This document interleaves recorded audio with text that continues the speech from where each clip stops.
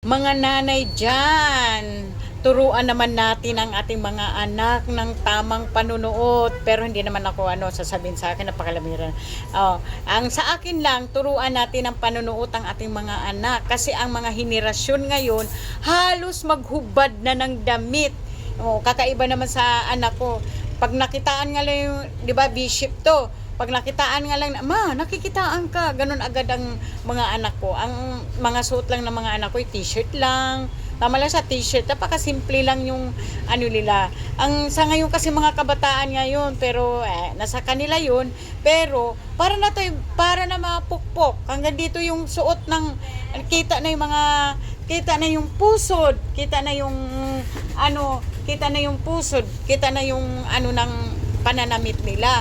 Kaya dapat turuan po natin yung ating mga anak kasi minsan nababastos na, 'di ba? O kitang-kita na 'yan, tapos hila ng hila. Tapos yung harapan napakabakat ang mga panunuot. So, wag nating ng anak natin parang mga pukpok na. Nakisunod nga sa uso, pero ang sagwa tingnan, ako nga babae, ang sagwa tingnan. Kahit sa mga nanay, 'di ba? Hindi kaya sinasabihan ng mga asawa nila 'yun? May bumibili dito sa tindahan namin, grabe naman na hanggang dito, tas halos nagbra na lang.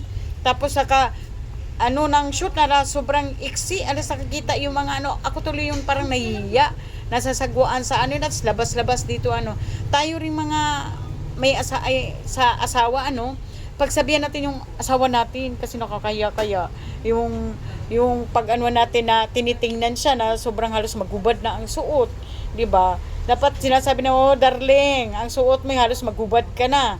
Dapat yung lang, simpleng lang, hindi yung makiuso na rin ganun. So, mga butiti na yung tiyan, mga malaki na yung tiyan, buti sana kung sexy ang dito. Pero kahit pa sexy, di rin ang sagwa kasi, ang sagwa tingnan ng mga ganung suot. Kaya wag tayong ng panunuot para lang sa akin pero it's up to you.